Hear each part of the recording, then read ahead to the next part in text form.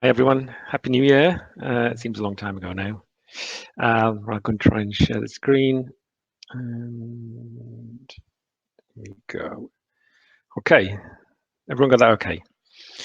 So I'll give you a quick update on Jakarta E9 again. I did the same on the last call. It's been Christmas in between, but I'll give you an update of where we are. So Jakarta E9, we're calling it a tooling release. The reason for that is, we think it's a good opportunity to update all the specifications for the namespace change without, bringing any new specifications at this point, and without bringing any other breaking changes to specifications other than the namespace change.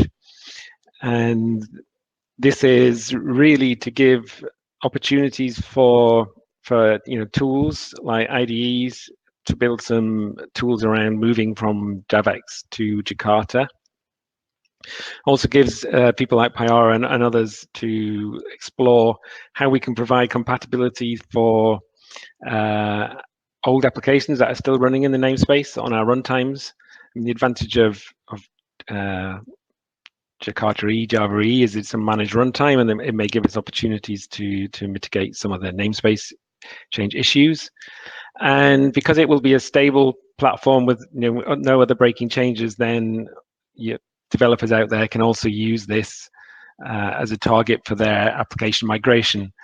So Jakarta E9 will then give you that interim release where you can look at how you would change your application up for Jakarta E9 without any other breaking changes. Where we are at the moment is just before Christmas. There was a big mad panic to get the release plan out. The release plan now is in voting, and I think the vote ends either today or tomorrow or sometime this week. It's looking like most people have voted for, and no one's obviously voted against. So this is likely to go ahead in its current form. So the content in more detail of what we've got is we are pruning a number of legacy APIs from Jakarta E9, mainly around XML registries and things like that. There's more detail in the actual release plan. I haven't got time to go into each API here. There was also a lot of debate around bringing in APIs from SE8, which are no longer in SE11. So XML binding, activation, web services. And through a lot of feedback from the community, we've decided both to bring those into Jakarta E9 and move them into the Jakarta namespace, but also then, as a consequence of that, to require Java SE11 support for platform compatibility. So essentially, it makes more sense to target Java SE11 if we are bringing in XML binding, activation, and web services. Otherwise, we would get in a mixed mode with SE8 and as the base platform.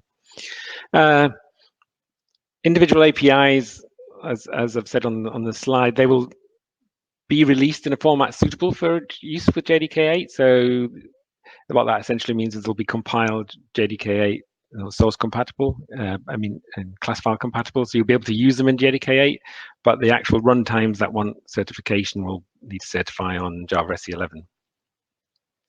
We're also following the Big Bang rename. So everything that is included in Jakarta E9 will be moved to Jakarta namespace, including, as I said, XML binding and activation. So we're intending to release in a number of phases.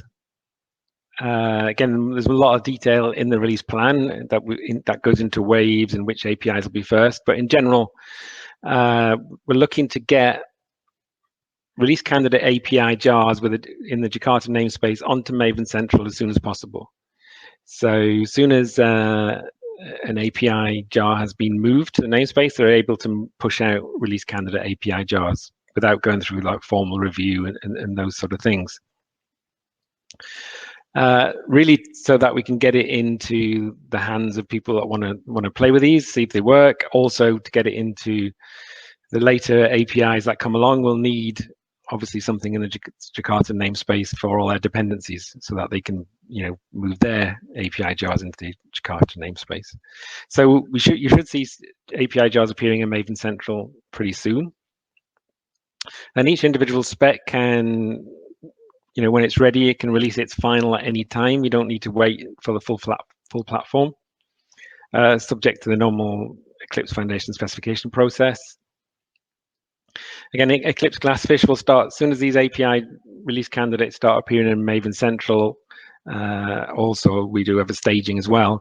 Then, the Eclipse Glassfish project will start picking these up and incorporate them into Glassfish itself.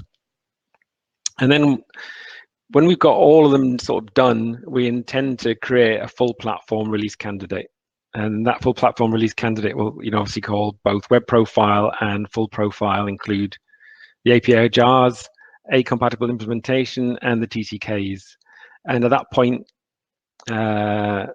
we will sort of pause and give ourselves a couple of months with a release candidate for people to bash on it.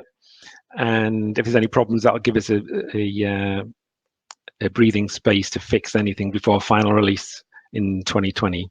So 2 months later from the RC. So that targeting at the moment Q2 2020. That's our target date. We don't know what we don't know. So again, take that date as it is, which is where we're aiming for. Who knows where we'll hit? We may hit early, we may hit late. But the final release will obviously include all the spec documents, all the final jars, a compatible implementation, which is a requirement, which then passes the TCK. And as I say, we're hoping to do that in Q2 2020. So the project's kicked off. Like I say, the release plan is under vote. People are starting to do work, and we're tracking it on a project board in GitHub. This is the URL of the board. And there's a number of pull requests already made for quite a lot of the sort of what we call the first wave API jars, which are essentially the API jars with the least dependencies. And this board, I think, only got set up about a day ago, so it's pretty hot off the press. But progress will be able to follow on that. We do have a staging repo as well set up called jakarta.oss.sonotype.org, I think. And API jars will appear in there first, and then they'll move into release candidates into Maven Central for you to pick up publicly. And so, because Jakarta EE9 is now Eclipse, we're in, it's fully open source. You can be part of it. I put some URLs just for reference. So a lot of the conversation around the EE9 release in totality will happen on the platform list, which is on there. We do have a community list, which is just for general, chat around Jakarta, and then each individual spec has its own mailing list associated with its project and with its repos on GitHub. We are, looking for people to contribute. You can contribute to code, you can contribute to TCK, you can Jakartaize the spec documents, which someone will be going into on this call. Similarly, when the RCs come out, you can start playing with them, mess with them, raise issues on them. I mean, fundamentally, Jakarta EE is open source now. Just one final comment is that while we're doing Jakarta EE9, we can also start looking at Jakarta E10 and gathering ideas and new features that we want to release as EE10. And it'd be, the intention for us is to release, EE10 quite quickly after EE9 if we can. So the E10 work doesn't have to stop while we do EE9. That's all I've got. So back to Tanya.